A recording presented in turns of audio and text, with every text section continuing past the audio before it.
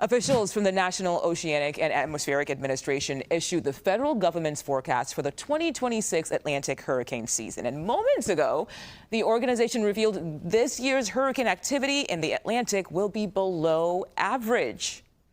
For the Atlantic hurricane season, NOAA is predicting a below normal season for 2026. With roughly a 55% chance of being below normal, a 35% chance of near normal, and a 10% chance of above normal. This equates to 8 to 14 named storms with winds at or above 39 miles an hour. Of these, 3 to 6 hurricanes with winds at or above 74 miles an hour, and 1 to 3 major hurricanes, that's your category 3 to 5, with winds at or above 111 miles an hour. These percentages are based on multiple factors that represent a probabilistic distribution, which includes a lot of information.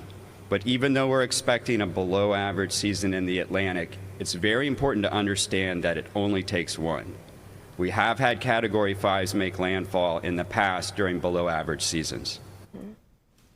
All right, here's Jess joining us once again. So I was going to say, oh, that's some great news, but then he just goes, yeah, during below average seasons, anything can happen. Of course, there's still a chance that we could see a category 3 or above, which would make it a major hurricane. That's the big concern anywhere throughout the southeast. But I want to show you the numbers once more, and we're going to just recap last year too, and talk about the science behind why this is even happening. So just to talk about it once more, we're gearing up for up to around 8 to 14 named storms this year.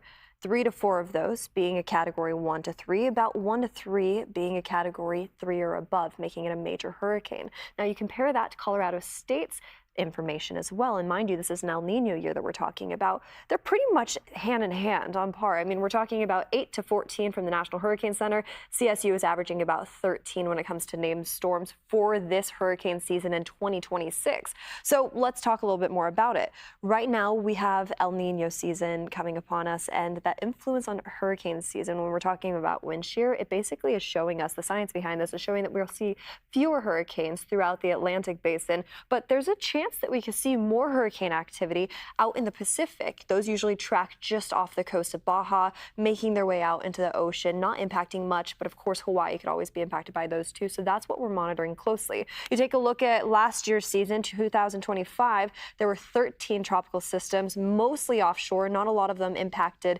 the states necessarily, but of course we had the major one sweep through Jamaica, which was devastating, and there's still a lot of recovery from that one too. So this is what we're gearing up for as we head into this year. Of course, the next couple months, hurricane season is right around the corner. We'll talk more about that coming up in just a bit. Like I said, the National Hurricane Center just issued their numbers though, and as you take a look at them, we could see a below average season, which is good news, but of course any landfall is devastation at the end of the day. We'll have more on that in a bit. Back to you. Good point, Jess. Thank you.